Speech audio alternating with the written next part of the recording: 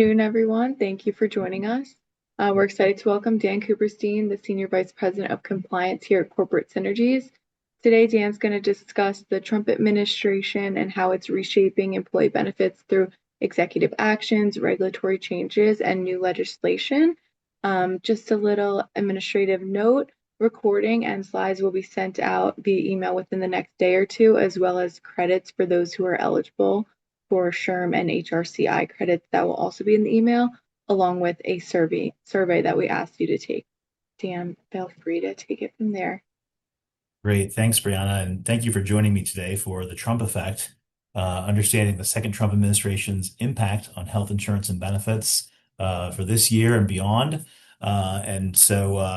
Unfortunately, my invites to Dr. Oz and RFK Jr. and a few other leaders in this administration went unreturned. So you all are going to be stuck with me today. But no, I'm just kidding. I would also like to just start off by thanking my amazing team here. I could have done this presentation without them. I just have this incredible team of compliance consultants, just so impressive, that do everything they can to help our clients here at Corporate Synergies and Foundation Risk Partners family of companies, really to understand the changing laws and regulations out there and avoid fines, penalties, lawsuits, and other bad things like that. So thank you to my amazing team.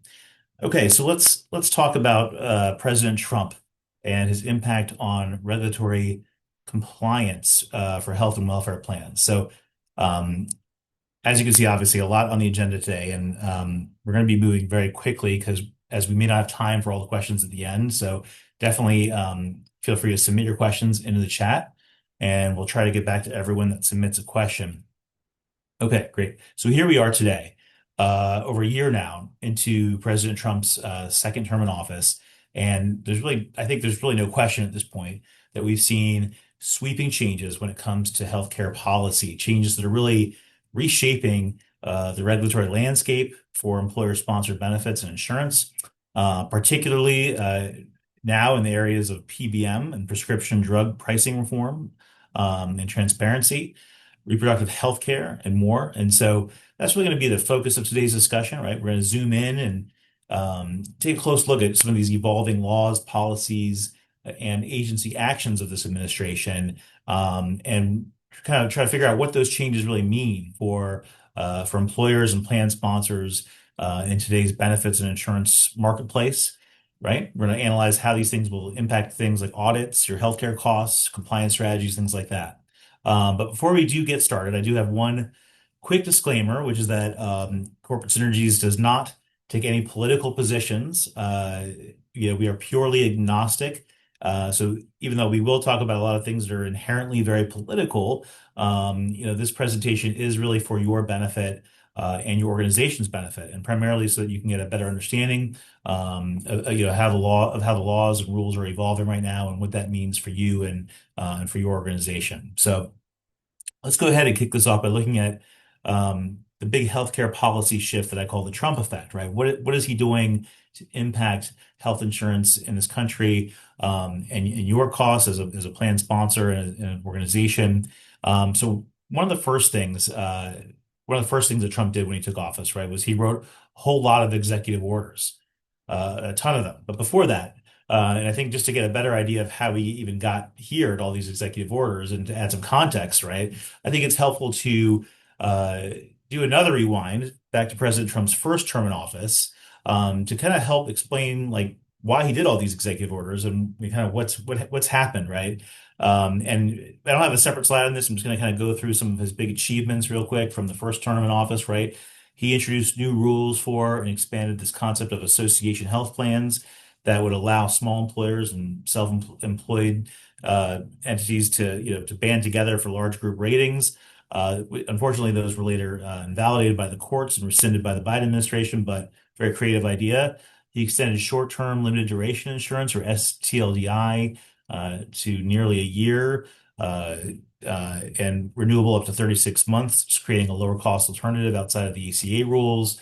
He launched first with executive orders, then came regulations, and then a law that he was worked on with Congress.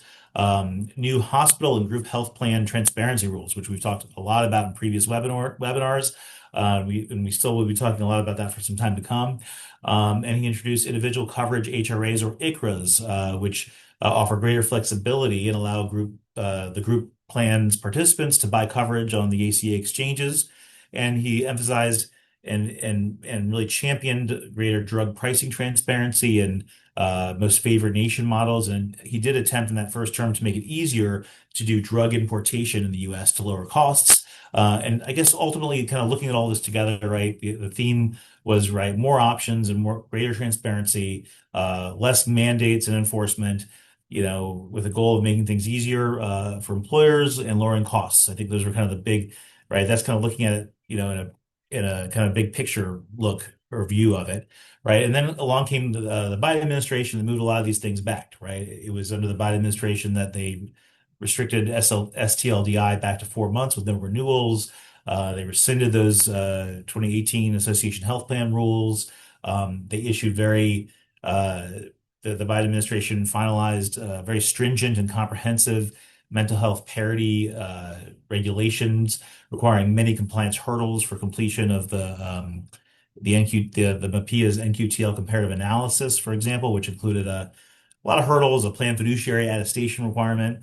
Um, they also implemented very complex surprise billing rules and transparency rules that good for patients, right, and participants, but very complicated requirements for employers and plan sponsors. They introduced very comprehensive rules on transparency and coverage for those machine readable file rules and expanded on the Affordable Care Act's preventive services mandates and did more to enforce gender affirming care and contraceptive coverage rules.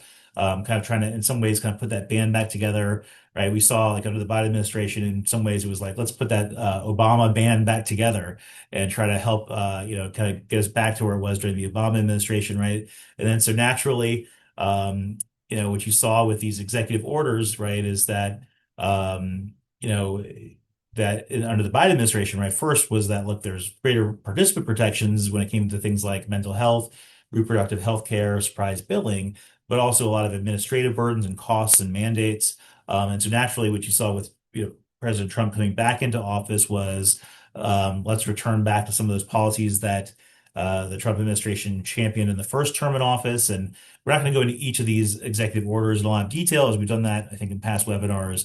But you see a lot of the same themes emerge again from that first term in office in these executive orders, with the only major difference really being this time around that he's not, focusing on how do we repeal and replace the ACA, which you may remember that was the big kind of the rallying cry or the mantra during the first term. That's not happening this time around. And the focus really this time around is more of a focus on transparency and reducing costs, particularly in the area when it comes to prescription drug costs. And there's also a lot of discussion on reproductive health care, as a couple of these executive orders really are seeking to limit federal funding for gender affirming care for minors and limit things in that area. We'll talk about that a little bit later.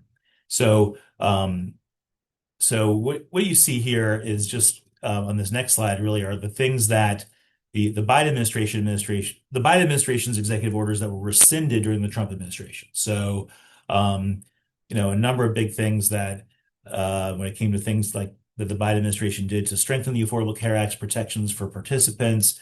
And some of these things were actually more COVID specific. But in any event, a lot was rescinded. And the goal, of course, was to try to bring things back to a large extent to a lot of his policy goals that he had in his first term in office. And so you can see from these slides really just sort of that political football, right? Swing back and forth here in many ways, like I said before, right? The Biden administration tried to get that old Obama band back together, right? And put a lot of those Obama policies back into place. Strengthen the ACA for participants and individuals. And the Trump administration tried to then put things back into his court, right? Make things, do, administrative simplification, make things easier, less mandates, less enforcement. So this first executive order here, I think let's zoom in, I think, on two, I think, good examples of some of these executive orders. This first one here is called Lowering Drug Prices by once again putting Americans first. And it really tries to, kind of talk about ways that we can, policy goals for the administration to try to reduce costs, including prescription drug prices, to do its own, the Trump administration's own Medicare drug negotiation program, reduce Medicare premiums, and also reduce anti-competitive behavior by drug manufacturers. Even use, go back to things that he talked about in the first term, like drug importation and other models that should be explored for cost reduction. I think, all of these things are things that are kind of consistent themes that we'll be seeing throughout the presentation today. One of the things here that is, I think it's important to note about executive orders and really everything we're kind of talking about in this section of the presentation is that these are not laws, right? These are just sort of policy frameworks of like, here's where I want to go. Here's where I want the agencies under, the government agencies in the executive branch. Here's how I want them to act.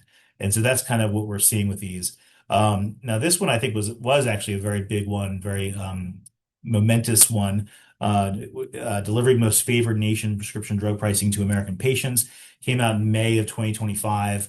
And I remember when this was announced, the president, got on TV in this big press conference and said, I've got a friend. Every time he travels between New York and London, and when he's in London, he has to pay, over $1,500 for his GLP-1. But when he's in New York, it's like, I'm sorry, vice versa, right? When he's in New York, he has to pay over $1,500 for his GLP-1. When he's in London, he only pays like $50, and that's not fair, right? And so that kind of really, in many ways, is like kind of the quintessential example of what is wrong, I think, in the Trump administration's view of kind of the pricing of prescription drugs in this country. And so this executive order on most favored nation pricing really addresses that problem, right? It orders the government agencies to create rules that will make it easier to essentially create an index or, allow for pricing to be similar to what other similarly developed countries, similarly developed from an economic standpoint, countries are paying. And so it creates this index. It also allows for more direct-to-consumer purchasing programs and just a lot more flexibility uh, toward the sort of most favored nation policy, right? Essentially, we shouldn't be paying so much more than what these other countries are paying in Europe and around the world. We should be paying similar to what other developed nations pay, right? That's kind of the underlying policy goal here. And interestingly, it says in this executive order, right, if these efforts do not actually end up lowering prescription drug prices or show significant progress toward getting us to our most favored nation pricing goals, Health and Human Services can propose rules to implement the MFN pricing more strictly. It even considers certifying to Congress that drug importation be easier, right? That essentially it's something that will be more allowed to also hopefully reduce consumer costs. So I think all of this signaled that this administration was very serious about reducing drug prices, and it was just a very momentous development when it came to the executive orders. And then, of course, while we're on this topic of non-legal, non-regulatory things, I think it's another kind of big policy framework that was released by this administration last month. The president issued the Great Healthcare Plan proposal, which really tried to kind of lay out his administration's broad healthcare goals and initiatives and how they want to see regulation come forward. But it's not an actual law or regulation. So I did get some questions at the time, like, hey, what does this new law mean, right? But like the executive orders, right, these are not laws. They don't have the effect of laws. There's no legal authority here.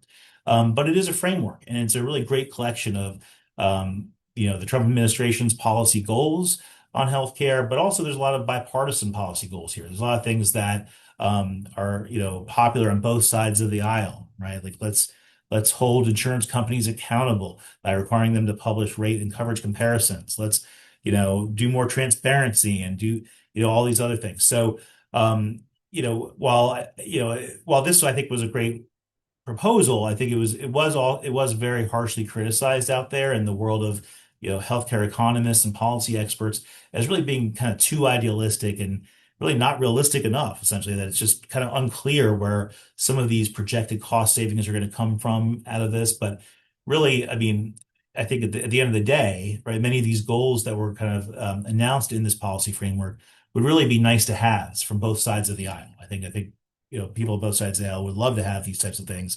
It's just kind of unclear as to how that's going to actually happen. Especially with how difficult it is to get anything kind of through Congress these days. It's unclear how realistic that is of a proposal. Okay, so we've talked about the stuff that's, well, not really law yet, right? The executive orders and the policy goals and frameworks of the Trump administration, and things like that. So I'd say there's probably one really big last category or big area outside of that we should probably talk about that's in that category of non-law, non-regulatory stuff, and that's the agencies, right? The reforms that are happening, the changes that are happening at the agencies, right? That impact the enforcement of benefits laws and regulations and guidance and other important stuff like that, right? As it kind of falls under the executive branch. And so President Trump has a lot of authority here to make changes. And I think there's no question that this has been one of the biggest areas of change and reform in his second term, much more so than the first term. And as reported by a number of different sources recently, right, approximately 212,000 employees have been laid off or terminated from employment since the start of his second term, and that's government, civil sector employees, and approximately 300,000 federal civil service layoffs have been announced by this administration. So there's been a major, major change here, right? A major cutting of the workforce within the federal government, and that has had a major impact on enforcement of benefits rules. But also what we're seeing too, I think, as part of these big changes, right? And it's a big theme of this administration in the second term is that but it was also probably one in the first term as well, is that the president chooses these agency leaders who really are not afraid to challenge the status quo, right? Folks that are not the traditional, inside of the Beltway folks as leaders of these agencies, folks like Dr. Oz and RFK Jr. That are really making major changes and shaking things up. And we'll talk a little bit more later about some of the new vaccine rules in just a bit. But I think it's important to keep an eye on this, right? As it changes a lot about how the regulations are written and enforced. And you can see there's a lot of agencies that are involved in healthcare regulation, right, and enforcement. But it can also really shake up markets and and health insurance markets in particular. And a couple of cases in point here, I think one of those is that on January 26th, under the leadership of CMS Chief Administrator Dr. Oz, CMS issued this proposal for a 0.09% average increase in Medicare Advantage payment rates for 2027, which was far below what analysts were expecting, and essentially this was essentially a flat rate of payment, and it was completely unexpected by the stock market. Even though Dr. Oz had made comments, in the public previously, indicating he was going to do this, right? He was going to do something like this. But the proposal, right, if finalized as proposed, would really squeeze profitability for major insurers that are reliant on Medicare Advantage plans. And it really triggered this big sharp stock decline on January 27th for a number of different health insurers out there. Here's a picture of the stock chart for the United Health Group on January 27th. And as you can see, right, it fell almost 20%. And the market reaction was really pretty instantaneous and brutal, right? These other big insurers out there, Humana, CVS, Elevance, Centene, they saw double-digit drops in some cases. And across the sector, it was estimated that roughly between 80 to $96 billion in market value evaporated in a single session. So big shock to the market that happened here. And really, I think when it comes, when it comes to all three of these leaders, right?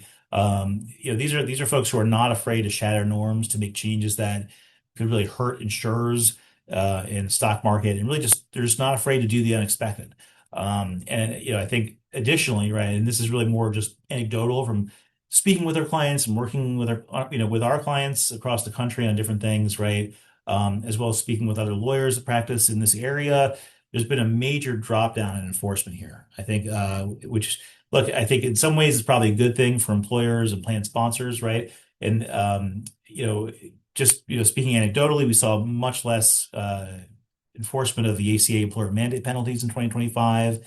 Very few, a lot, fewer letters 226J being sent out to our clients, and it may have had to do with just all of these big shakeups that were happening at the agencies. So it's something that we're watching. It's definitely a bigger the shakeups that have happened at the agencies are bigger this time around than in the first term. And it's just something to kind of be mindful of and how it could impact uh, benefits regulation. Okay, so let's talk about one of the big, beautiful things that happened in the administration, which was the One Big Beautiful Bill Act, um, and which is a major, major uh, tax reform law that came out last year. And we did a separate webinar just on this, so we're not going to kind of go into too much detail here because I think we've already talked about this a lot in previous webinars. But really, what this was a very comprehensive tax and spending bill that had a number of really big changes for benefit plans. And as comprehensive as it was, it did also leave a lot of things off that people were expecting. One of those, I think, one of the big things here that really kind of led to a lot of um, argument and discussion and almost really shut the government down was this piece that was not included, which was the extension of certain enhanced ACA premium tax credits that came out through the ARPA COVID relief legislation that were set to expire at the end of 2025.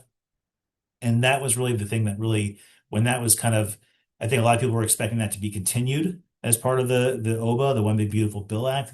But it wasn't in the OBA and at the end of the day. And it significantly increased costs. And we're going to talk a little bit more about what that meant, what it means for exchanges, what it means for employers in just a little bit. But there were some other things too that were considered, like that did not make it in, including new rules that would make ICRAs much more flexible. And I think that's still something that's on the table in the House and they're looking at.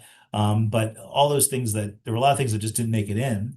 So what made it in? Let's talk about like kind of the big picture here. What went into it?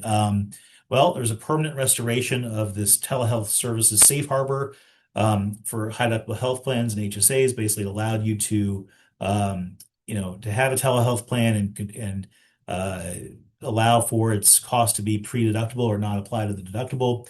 And there was a permanent increase of the DCAP contribution max to 7,500 from 5,000.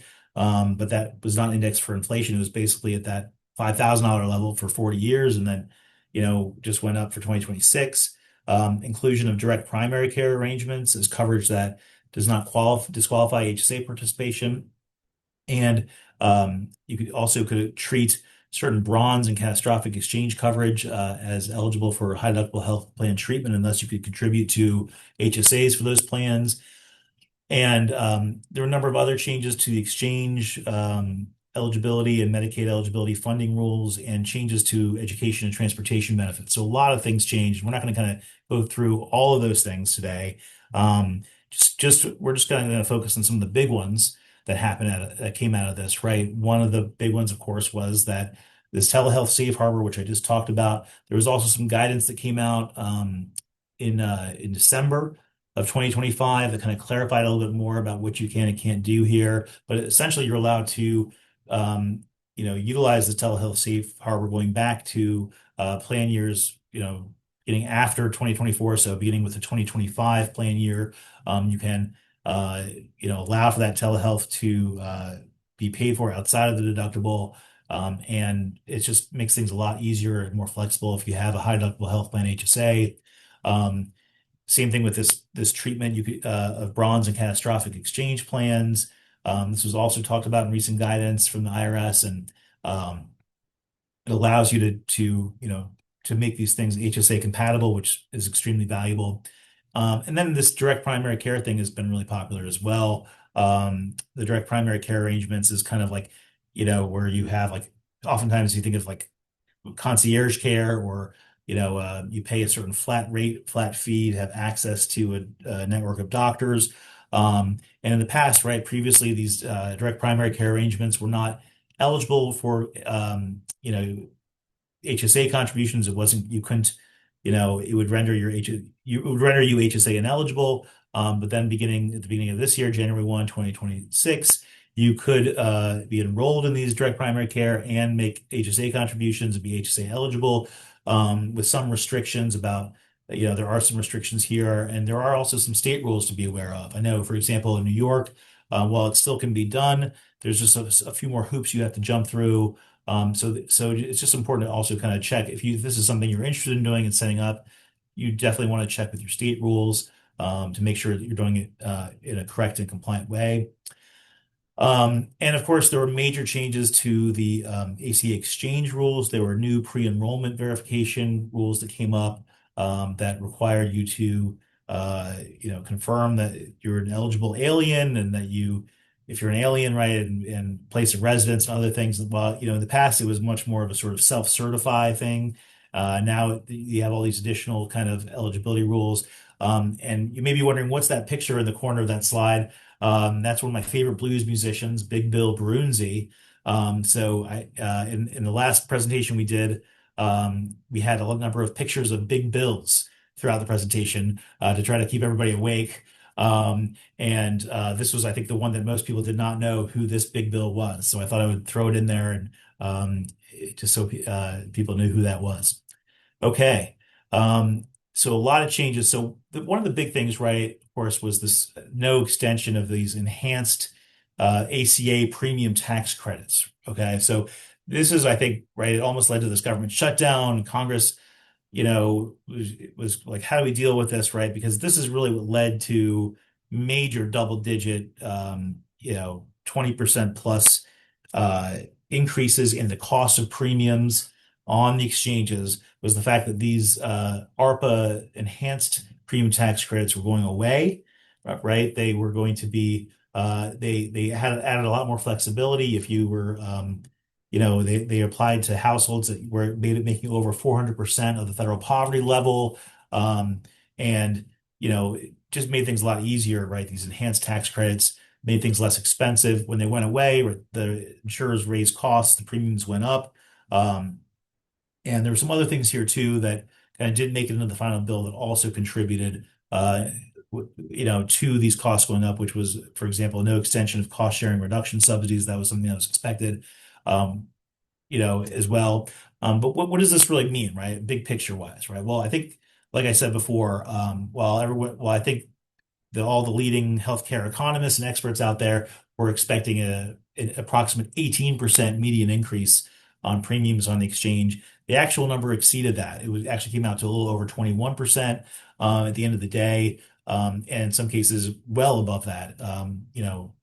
And so we saw in many cases folks had their premiums amounts more than doubled, and it really just a big shock to the markets, right? And it also kind of translated a little bit into the group markets as well, with increases as well, and also would have a number of different impacts. Now, the CBO estimated that nearly 12 million people would be newly uninsured in the next decade as a result of this law. I think, and also a lot less people they predicted would be on the exchanges in 2026 as a result. Now, actually, what happened was it was not as big of a drop off as expected. It was actually more like a little over 1 million people less than in 2025 enrolled in exchange plans. And so, right, it was not as big of an impact, immediately. But I think also some of that was that some people thought, okay, well, they're going to probably do some kind of extension here, so it's probably going to be okay. So I guess where I'm trying to go with this, right, is that even though, I think a lot of the people out there a lot of the experts, right, were saying, well, there's going to be millions that are going to drop off the exchanges, and we only saw a little bit over 1 million, right? They were surprised by that. But then again, I think a lot of those folks who enrolled probably thought that there was going to be an extension of these things later, right? Like sometime in January, a deal would be reached, and that they would get those premium tax credits. So there may still be more people that drop off the exchanges. But really, with the sunset of those premium tax credits, Congress really kind of looked at it kind of three different angles here, right? We could either do a full extension of those enhanced subsidies kind of going forward, which really was never going to happen. The Republicans didn't want to do that. There was also this idea of a partial extension or modification, right? We could do a reduced subsidy level. We could do revised phase outs or limit it to like a 1 to 3 year extension of those enhanced premium tax credits. That was probably the most popular thing, and then that everyone, that almost came to a deal in January, but didn't happen. Then there was just sort of like, let's do nothing, right? No further action, which is kind of what a number of Republicans were going for. Um, let's go back to pre-COVID rules, revert back to those rules. Really, as of the time of this writing, really, there's been no agreement here. Um, I think during these discussions, the Trump administration was saying we want to give this money directly to the people. We want to put it in an FSA or HSA or something like that. But that was also very harshly criticized because it's like, well, look, the problem here is the premium costs, right? That's the big expense here. And if you're putting it into an FSA, right, you're just giving some people a little bit of extra reimbursement money, but it's not really helping them with that big monthly payment they have to make. Okay, so what happened in the end, right? Congress did nothing, right? We didn't ever get an agreement out of Congress on this, and so right, those things sunsetted. The enhanced premium tax credit sunsetted at the end of 2025, and the increases in the premiums went up on the exchanges. Like I said before, a little over 1 million people less were on the exchanges in 2026 than in 2025. And I think that number is expected, I think, to be bigger as I think more people kind of wake up, maybe to the reality of the current situation, that there likely is not going to be some kind of deal in Congress. There may be more people dropping off the exchanges because they can't afford those higher premium costs. And it may have a number of impacts for employer-sponsored plans as well, right? I think we may see more employees now and perhaps enrolling in the employer-sponsored health plans. But also there's a decrease in liability exposure, right? Because under the the ACA's employer shared responsibility rules, right? There's those rules, the penalty rules are catalyzed, right? That they go into effect if an employee qualifies for and receives a premium tax credit on an exchange, right? And so if right less people are going on exchanges and less people are qualifying for premium tax credits, right, should as a result right, decrease your risk of getting those employer mandate, employer shared responsibility penalties from those that are 226Js, and should make your exposure a little bit lower. So there's a number of different things that are happening here. We're watching all of this very closely. And obviously, of course, if you have an ICHRA, right, if you're an employer that sponsors an individual coverage HRA and has participants enrolling in ACA exchange plans, right, then this obviously had a direct impact on you because the cost went up. So what comes next? Well, look, I don't think any of us here are at least expecting a big congressional deal to happen anytime soon. It looks like every kind of time they sit down and try to negotiate this, it gets stalled. I think part of why the Trump administration announced the Great Healthcare Plan framework that we talked about earlier was to say, look, we have these other things in our bag of policy, initiatives here to hopefully reduce costs and kind of find some ways to kind of help with some of this. But really, this was a big problem for a lot of individuals that rely on the exchanges.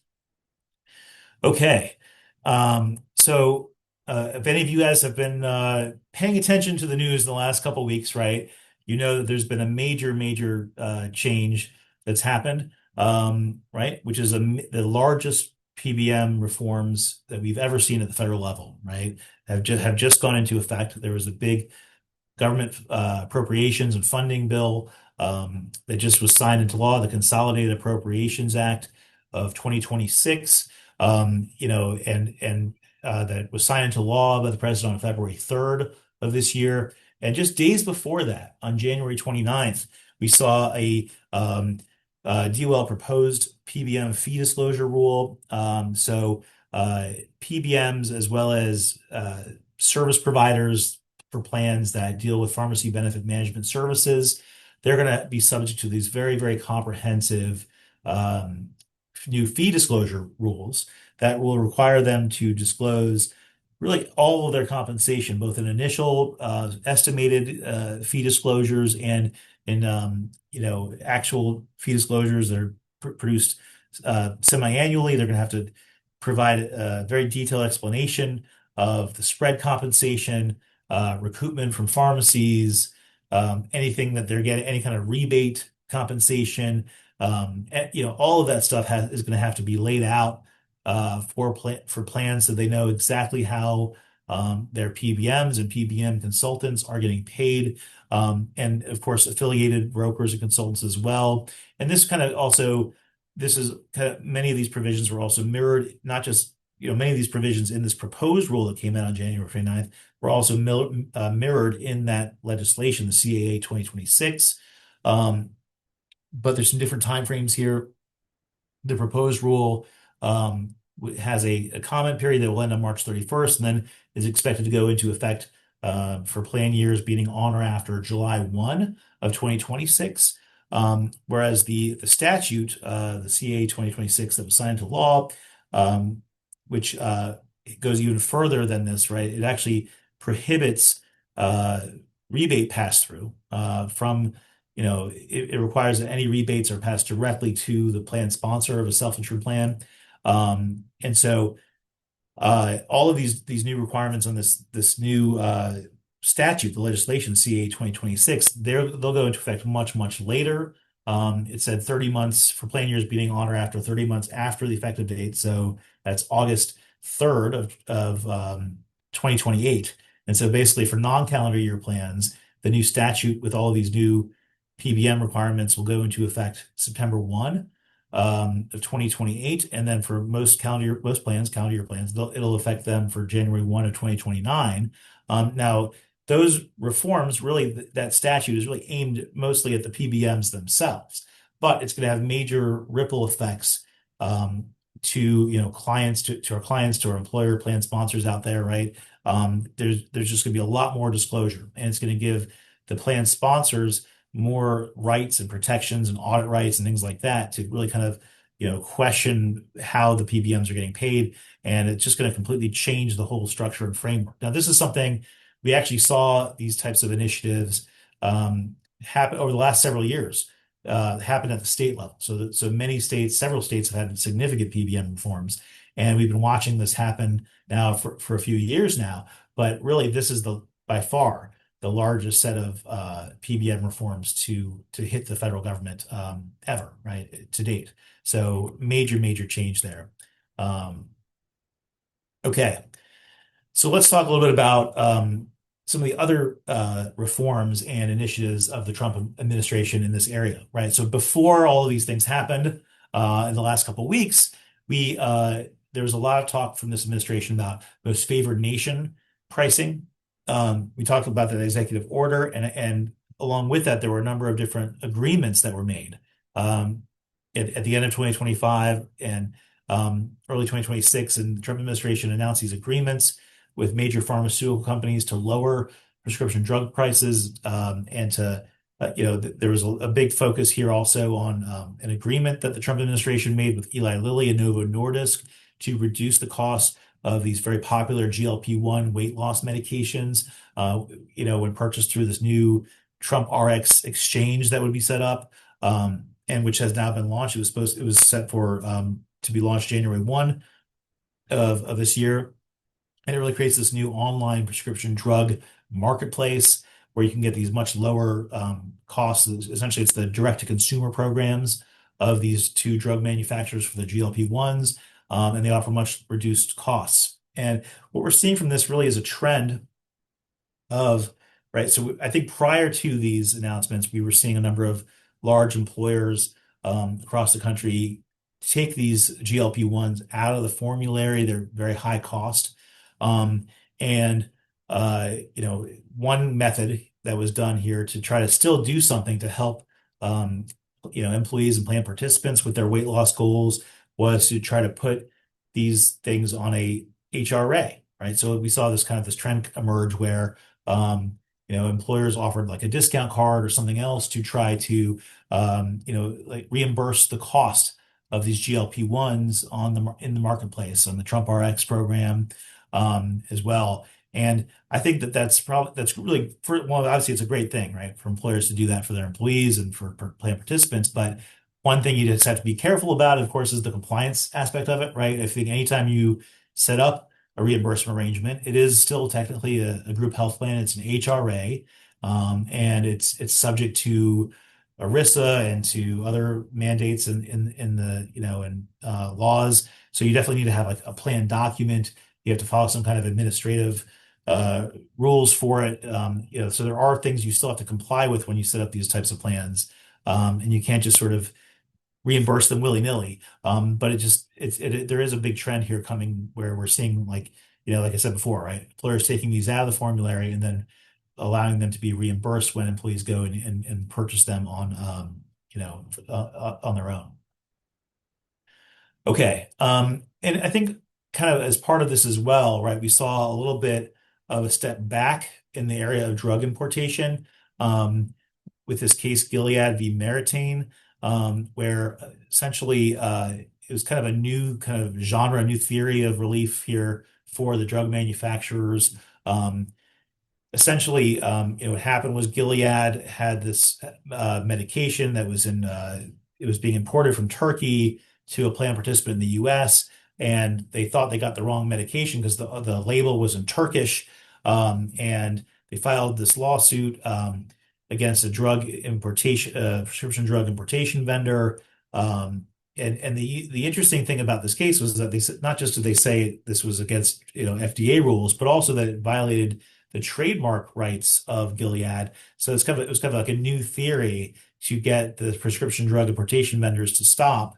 And it worked. And the court issued a preliminary injunction against the defendant prescription drug importation vendors. And then more recently, that was back in April of 2025, and then in September 2025, Gilead amended its complaint to name additional defendants, and the court issued injunctions against those additional defendants. So there were some things here that were happening kind of in the courts that made things harder to do drug importation. And also there was this FTC lawsuit against three of the largest PBMs for engaging in anti-competitive and unfair rebating practices. Now that lawsuit, there was actually an update there on February 4th, just of this year. So just quite recently, the FTC announced a settlement with Express Scripts International that would require them to adopt some major changes to their business practices to increase transparency and to drive down costs. So we're watching watching these court cases very closely, and I think a lot is going to be changing kind of as a result of the new legislation as well.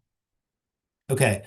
Another major big area here is preventive services and reproductive health. And really, we could just do a whole separate webinar just on reproductive health and preventive services because so much has happened. But like we kind of talked about earlier, right, there are some major changes and major shakeups going on at the CDC when it comes to childhood vaccines. There's a number of different new requirements out there. Looking at very closely at which vaccines should be given to children, which should not, and which will be included as part of the sort of the ACIP recommended immunizations, and really a lot of changes here. There were also changes to some different reproductive health policies. And one of the big ones I think was really in this area of infertility benefits, where we saw an executive order come out very early in the second term of the Trump administration saying we want to do things to increase access to IVF and make it less costly for families to get infertility treatment. And then more recently, the Trump administration issued these new FAQs, this guidance that clarified that there would be two pathways to offer fertility benefits as accepted benefits under existing law, which would make it easier because if they're offered as accepted benefits from under the ACA, then they don't have to comply with all of these very comprehensive ACA market reform rules that make it harder to offer this type of coverage. And so they create these essentially two pathways to do this. You could do it through an independent, non-coordinated accepted benefit for a specific disease or illness policy if it was through a fully insured plan, or through a limited accepted benefit pathway like an accepted benefit HRA, or an EAP. And so there's more detail about this on the slide, but I know we've got a lot of material, so I'm just going to kind of go through this stuff pretty quickly. There was also a recent guidance came out to a proposed rule that was designed to make the transparency and coverage regulations a little bit easier. and easier to work with for plan sponsors. It would reduce the number and size of the machine readable file disclosures that we talked about a lot in last year. That was causing a lot of confusion for a lot of our clients out there. It would make this data more accessible and more meaningful and usable. So I think it's a step in the right direction when it comes to transparency. And then, of course, there's just been a lot of litigation developments, right, involving not just this administration, but the prior administration, and just sort of this constant kind of back and forth that we saw between, especially in areas of what it dealt with reproductive health care and gender affirming care. And on the subject of gender affirming care, I think there's a very clear difference between the Biden administration and the Trump administration and how they look at that from a policy standpoint. The Biden administration was, I think, very pro allowing for gender affirming care. The Trump administration is kind of against allowing it for minors, right? They don't want minors to have access to it.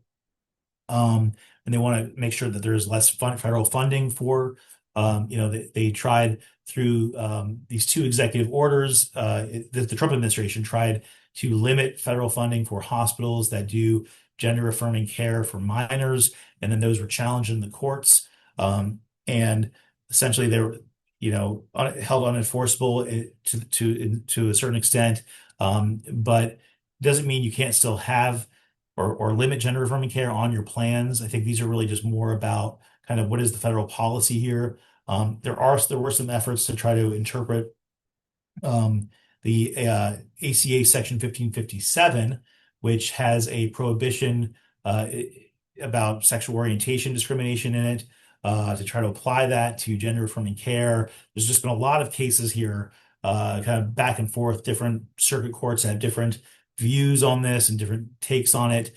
But at the end of the day, ACA Section 1557 is not something that this administration is really trying to push and enforce against employers and plan sponsors, to say like, hey, if you're going to, terminate your, gender affirming care benefits or gender transition benefits, as long as there's, rational reasons for doing that, economic reasons for it, we're not going to create a problem and say that that violates, ACA Section 1557's prohibition on sex discrimination.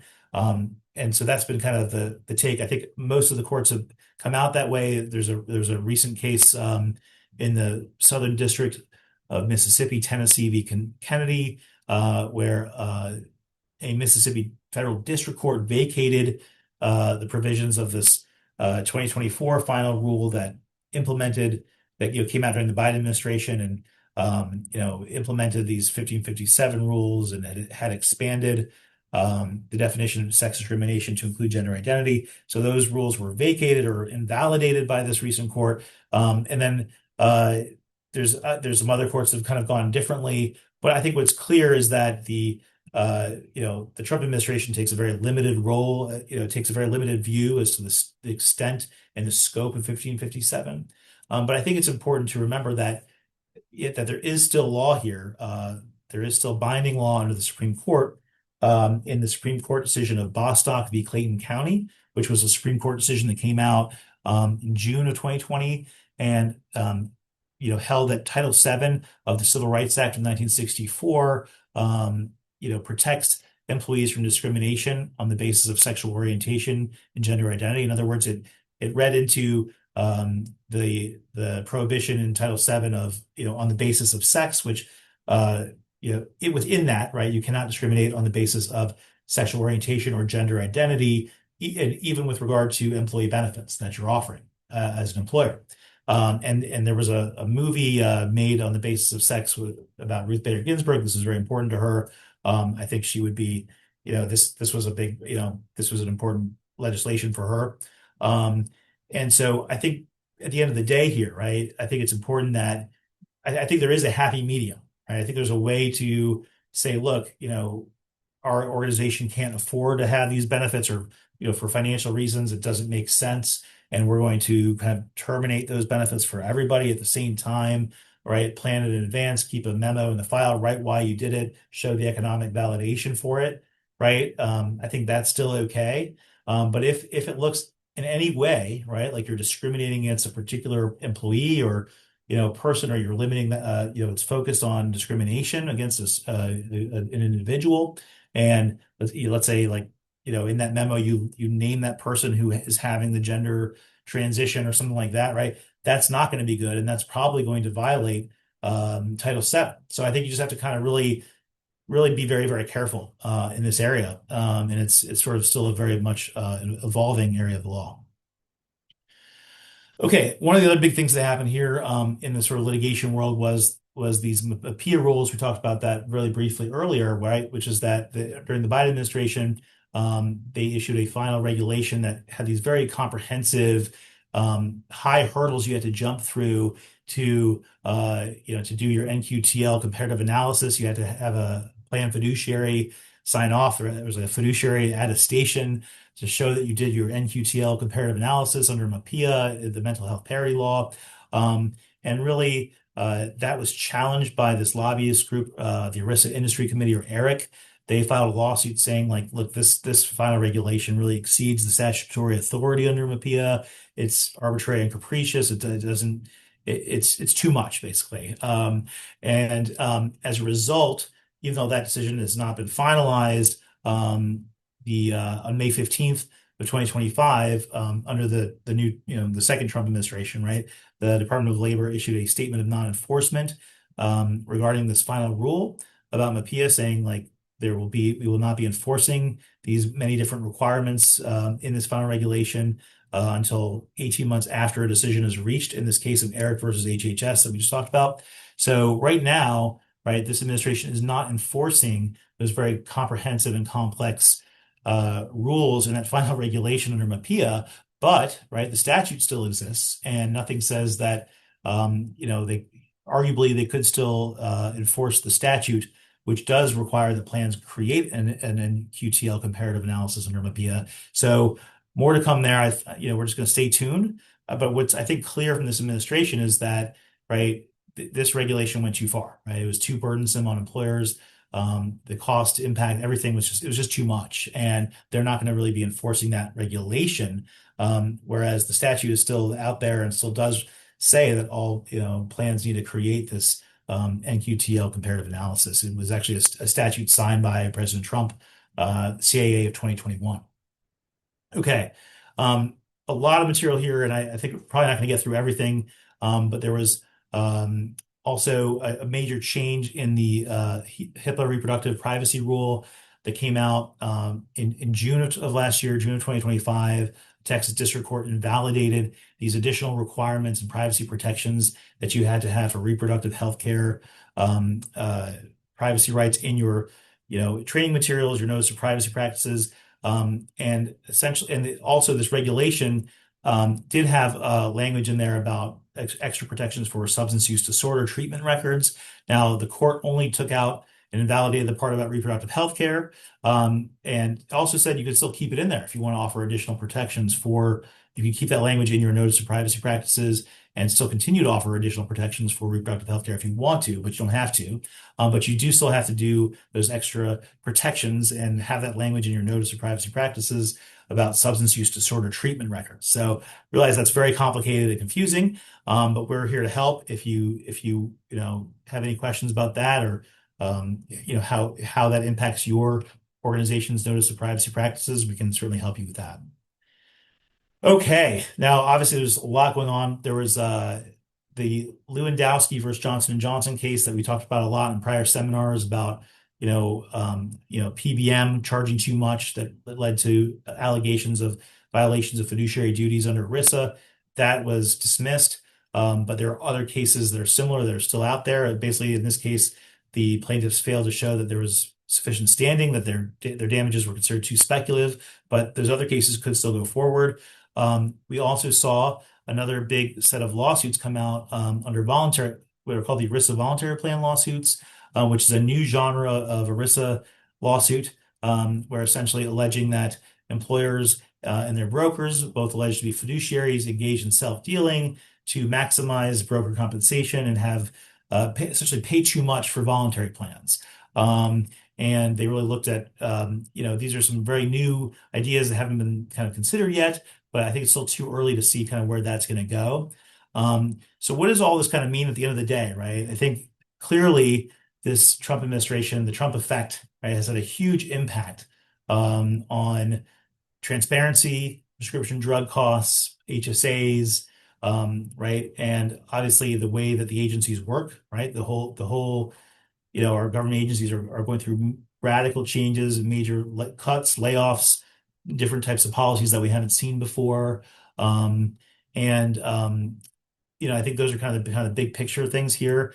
And this is just sort of how I see how they'll act going forward. So, right. So this slide is just sort of kind of like an overview of, where the policy is going, right? I think at the end of the day, right, as we move forward in this administration, it will always kind of try to prioritize market-driven and direct-to-consumer options over federal mandates and complex regulation. And so there's often going to be exceptions or exemptions from federal mandates for employers, especially religious organizations that are employers.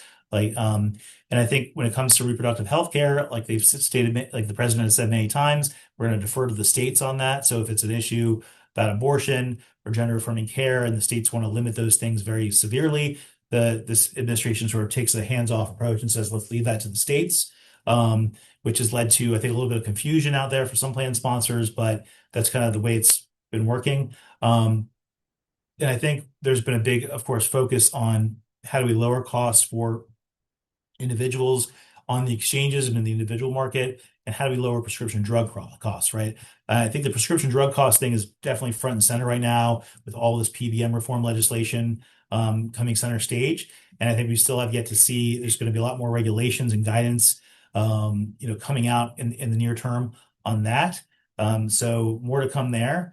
And at the end of the day, I think, right, the things, a lot of the things in the first term are still important, right? I think if we had some concluding thoughts here as we wrap up, right, and thinking about like what is the Trump effect, right, in 2026 and beyond. I think it's not just about burning the ACA to the ground, right? Like it was not just about it's not just about repeal and replace like it was in the first term, to a large extent, right? It's more like a strategic remodel. And we're finally seeing that the administration is getting very serious about PBM transparency, right? Someone's finally like asking the PBMs to show their math and how they're paid. And we're seeing something of really a revival, right, of the president's major other healthcare initiatives that he had in the first term, right? Meaning a renewed push to simplify or eliminate overly burdensome mandates and regulations, like we saw with that decision to stop enforcement of that very complicated MAPIA regulation on the NQTL comparative analysis, for example. And of course, there's this very big, sincere push to make price transparency actually transparent, right? Instead of the 10 million row spreadsheet or that requires a PhD or that special computer or machine that you need to read the transparency, right? It's just the goal, of course, is to let's make transparency more real and transparent for consumers. And I think we are starting to see a lot more of that in this administration. So that's it. I realize there's a lot of material here. I find it very exciting to watch. I hope you do too. So we're going to continue to watch the Trump effect, right, as it continues to evolve this year and the years ahead. So definitely stay tuned and more to come. Thank you. Thanks, Dan. Thank you for sharing all your thoughts on all the insights on the Trump administration. Thank you for everyone who joined today. We hope you found it valuable. If we didn't get to your question today, which I know we didn't get to any of them since we were packed with info, you can email csg.events@corpsyn.com and we will direct those to Dan. Once again, the recording and slides will come out tomorrow or the next day within an email and along with the Sherman HRCI credits. Hope everyone has a great rest of the day. Thanks. Great. Thank you.